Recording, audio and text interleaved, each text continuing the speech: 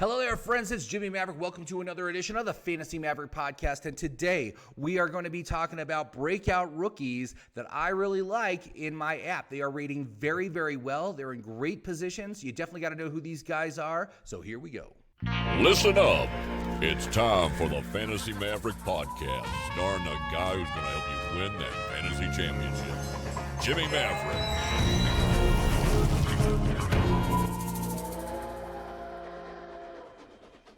Hello there, friends. It's Jimmy Maverick. Welcome to another edition of the Fantasy Maverick Podcast. And today we are going to talk about breakout rookies that I really like for the upcoming season. Guys, you definitely need to get on your target list, so we're going to go over that in just a minute. But before that, I just want to remind you all to please like this video, comment on this video, share it with your friends, and of course, subscribe. I very much appreciate any feedback you can give me, and I hope you do like these videos and find them informative to you. So again, if you want to be notified when I'm going to be doing more videos, just hit the little alarm button next to the subscribe. I am right now doing these about 2 times a week, but that is going to ramp up now that we are in summertime, ready for the 2021 season to begin. So that's very exciting.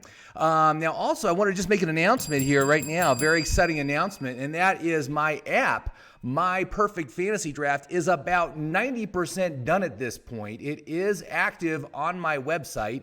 You can go to it right now at fantasyfootballmaverick.com, and I'm encouraging that if you like it, you can subscribe. Now, you can access the limited version of the app for free and check out the standard points list, and there's a lot of good information on there, but if you really want to take it to the next level, if you do a full subscription, then you can access all the features of the app, including all the player filters. You can access all the different point schedules and player lists, and of course, the thing that's most useful in my app is the draft mode, which literally breaks this draft down, breaks that draft list down, that top 250 list, for each round of your draft, depending on where you're drafting and the size of your league. It makes a huge difference. It lets you know when you need to target certain players, like what round do I need to take Aaron Rodgers? If I want Aaron Rodgers as my quarterback, when do I need to take him? This app is going to show you exactly what round you need to take him in what particular league you are drafting in. So it's very useful. And one of the things that now that I'm mostly done with it is there are players that pop out. They pop up and you're like, wow, I got to pay attention to this guy because he rates so well in the app. And so I'm going to give you 3 names today, 3 rookies who, again, rate very, very well in the app. And all of them are in fantastic positions on the draft board to be a real benefit to your fantasy team. So let's just get right to it. So I'm going to start with my favorite rookie by far, and he's the only running back on this list, but it's got to be Najee Harris. And it's just because of the situation he's in. We are talking, this is a team that utilizes the running back as a workhorse. There's no timeshares in Pittsburgh, okay? Najee Harris was drafted in the first round to be a workhorse running back in the same vein as Zeke Elliott was, or one of those kind of guys, Dalvin Cook, those guys. So he comes into a great situation. I currently have him projected with 222 carries and 72 targets, so nearly 300 opportunities with the ball. His usage in the passing game also helps insulate him against any negative game scripts that might happen if they do go to a negative game script and have to pass more. Well, guess what? Najee Harris is still going to be involved, so that's great. Obviously, when it comes to rookie running backs, the most important thing that we need to watch once we get into training camp is how well is he doing with pass blocking and picking up the blitz. Those are the most important tasks that a young running back needs to get down before they'll put him on the field. So that's an important thing to watch for when it comes to Najee this year. But I got to say, I really, really like him. There are some, my biggest concerns right now, obviously we have aging Ben Roethlisberger. We've got a poor offensive line. But with that kind of volume, it's going to work. It's going to work regardless. Right now he is going at ADP 22. So a late second-round pick. And I think that's just about the perfect place to draft him. And I think because of what happened last year with Clyde Edwards-Helaire, where the hype got out of hand and Edwards-Helaire moved into like as a pick 6 through pick 9, where he was going off in the first round. That was way too early for him. And I would not support Najee Harris as a first-round pick. I just don't think that it's a good situation for that. But as a second-round pick, I would take him absolutely as my second player, usually my second running back, because I go running backs early. But I really, really like his situation. So that's my first breakout rookie.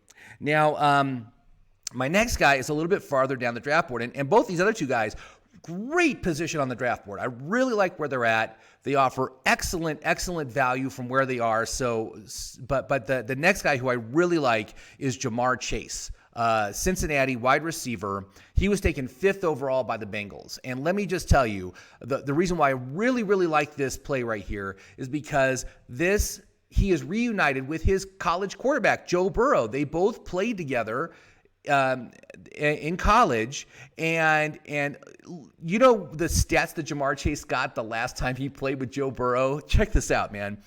84 catches, 1,780 yards, and 20 touchdowns. Now, I do not think that's going to happen again. Okay, there obviously is going to be a much greater level of difficulty now that Jamar Chase is in the NFL, but right now, this guy's going to pick number 78. That's the 7th round in a 12-team draft.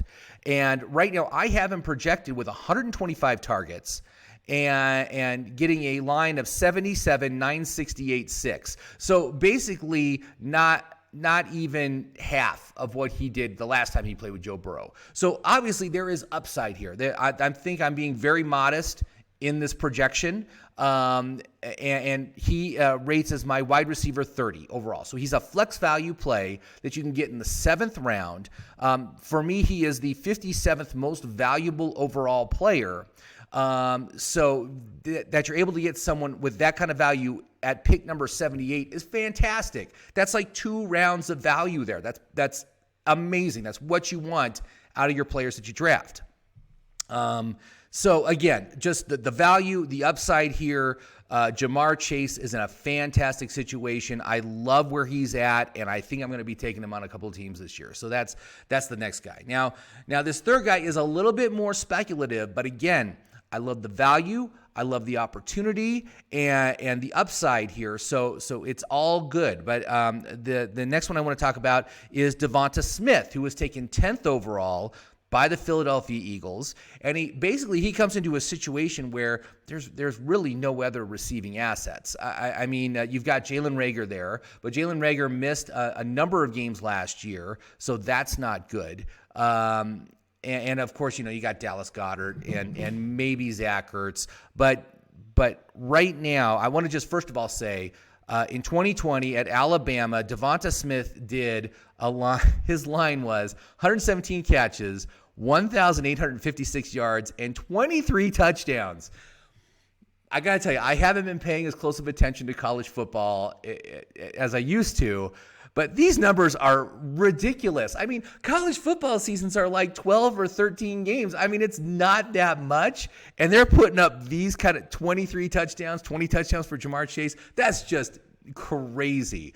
Now, obviously, Devonta Smith is coming into a new situation. He's got a new quarterback. It's not like Jamar Chase. I mean, with Jamar Chase coming in with Joe Burrow, when it comes to rookie wide receivers, it usually takes about half a season for them to get in sync. And obviously, there are exceptions. Justin Jefferson kind of like hit the ground running like by game 3 with Kirk Cousins. But with most, it's a trust issue. It's a development issue.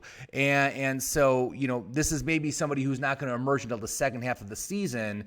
But he is currently going at pick, where's he going? Currently going ADP 105. So he's a 9th round play. And I currently have him valued, his value rank is 85th overall. So he is, again, about 2 rounds of value you get out of taking him. I currently have him projected with 71 catches, 964 yards, and 5 touchdowns on 109 targets. So it's a flex level of volume that he's projected to get. And there's certainly upside from here. Why? Because there's no other real receiving assets on this team. And so someone that comes in and if he can develop quickly with Hurts, it's going to be great. And he's currently valued right now as my wide receiver 41. So he's outside of flex value. But it's at this point in the draft, he's so close because, pick 36 is a low-end flex, right? So value 36 is a low-end flex. So he's only about five places out of it. I project it would only take him about 7 additional points to become a flex value player. So that's not that much. 70 receiving yards, 1 touchdown, and 10 additional yards over what I'm projecting here. These are not insurmountable things to come across. And the fact that you can get a guy with top 100 value outside of the top 100, again, just a fantastic option. So those are the 3 guys I really like. So it's Najee Harris, Jamar Chase, Devonta Smith. Those are names you definitely need to circle on your draft list. And like I said, go out there, go to my app, fantasyfootballmaverick.com. Try the My Perfect Fantasy Draft. Check it out. It's got so much good information in there. And one of the nice things about my app, which is a little bit different than most other fantasy football guys, as far as their draft kits go, is those draft kits are usually fixed, right? You download a document, you got lots of information on the players, which is great. But my app is a dynamic tool. It's going to be updated continuously until the beginning of the actual NFL season in September.